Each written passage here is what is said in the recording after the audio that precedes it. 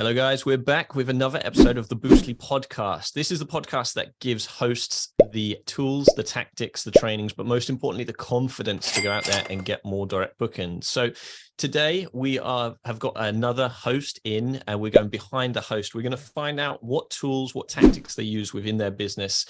They've got something very unique and very special to share, and I'm excited to dive into this today. What I really would love everybody watching either on the Facebook Live or listening in on the podcast to really be thinking about is about how we make our guests feel and some of the cool things that we can do to include everybody within our brand. And that's certainly some of the stuff we're going to dive into today. So hopefully you'll be able to get some awesome tips for your own hospitality business and listening to the inspirational journey. So today we're going to welcome along Amy Corbett. She's from allbelong.co, and it's worth going to check out their awesome website. And excited to dive in. So without further ado, let's do it. Welcome along, Amy. Thank you. It's good to be here. Thank you for joining us. So can you tell us a bit about your business? Where in the world do you host? What kind of model do you use? And anything special you'd like to share about your business? So we live in Lynchburg, Virginia, here in the United States.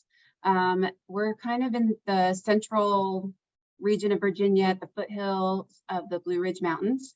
So very beautiful. We have about 25 short-term rentals in the area.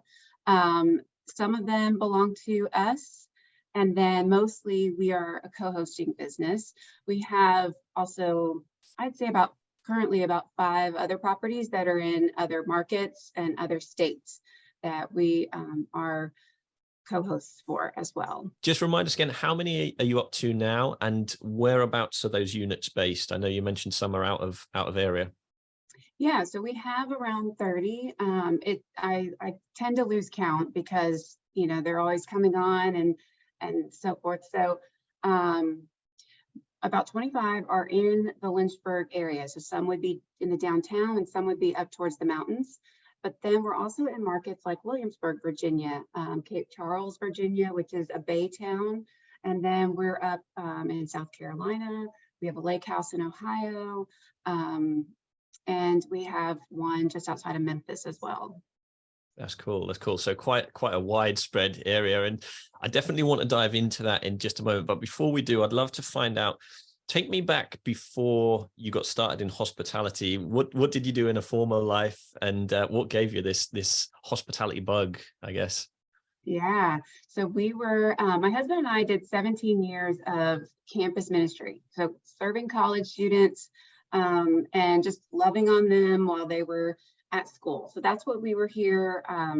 We've been doing it, for 17 years. There was a time, I think you have to know about us as well. Our family has a very interesting story to it. We are not your typical family. So our 2 children are ours through adoption. We went through years of infertility. Our daughter actually lost all of her hair at age 2.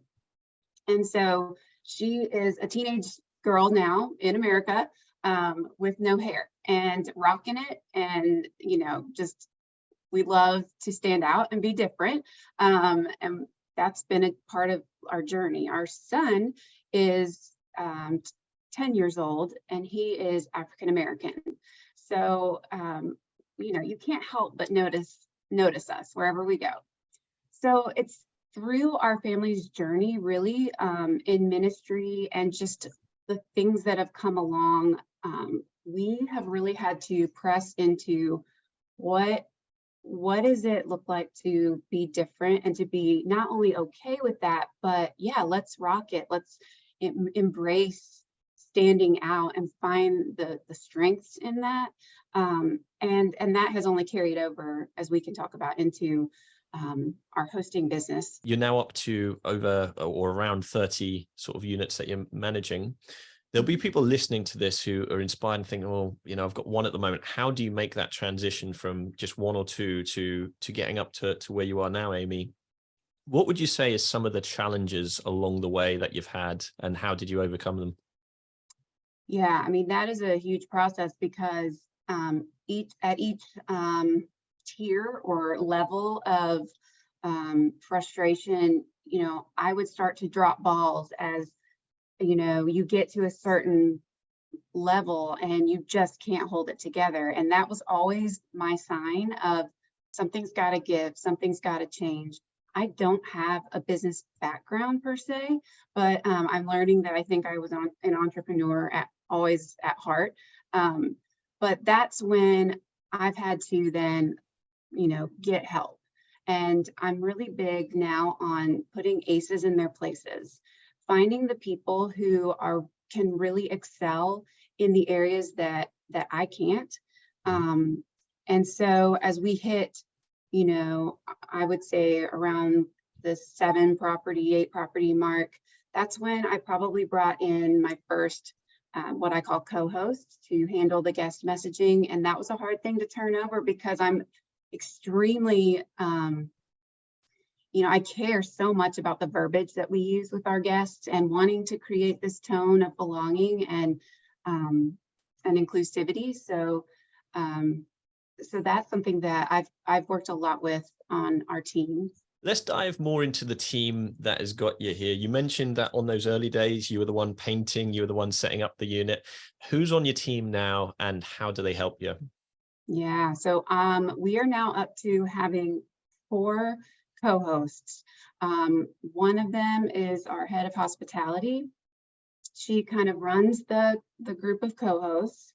So 2 are full-time employees, 2 are contracted workers, and then we've got a maintenance team. My husband kind of heads up the maintenance portion of the business and also does some of the finances.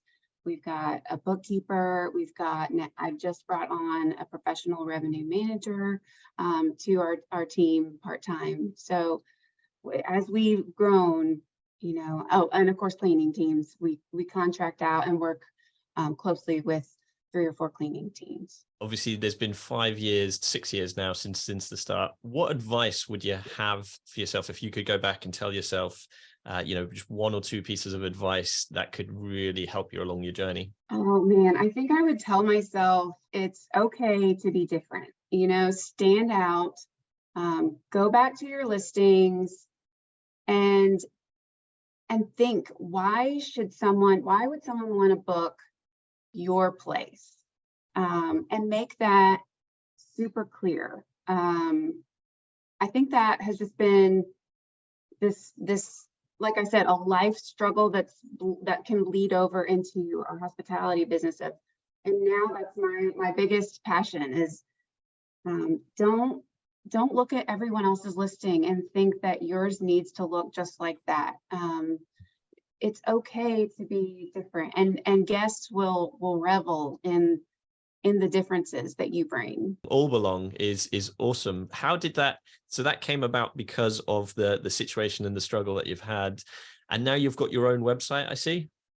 Yes, we do. And actually, the next project that we're working on, I love what you just said about it's good and okay to put yourself into your projects. The one that we're working on right now is definitely kind of from our family's story and our heart. We are renovating a historic home here near downtown as well, downtown Lynchburg. And we're going to call it the Dream Home. And the reason being, we want it to be focused around Martin Luther King Jr. and the civil rights era. And I'm working with some of the Black businesses here in our community. We want part of the proceeds to give back to support the Black businesses, and like we want the hair care products to not always be those that cater to white hair. So I want to create spaces where truly all belong, and so I'm really excited about what that space will bring to a different clientele. Thank you so much. I'm sure, especially that the message I've got from this podcast is about creating inclusion, putting yourself into the business, and your core reasons why. and reaching out to the community. And I love what you're doing there. So I'm excited to read more in your chapter from hospitable hosts when that comes about. And yeah, thank you again, Amy, for coming. Thanks very much. We'll see you on the next one. Bye for now. Having a blast, gonna get it on the Bruce Lee podcast. Bruce Lee like Bruce Lee, cause it's so hard and the T is loose leaf. Making up those rhymes, don't write it, just do it loosely.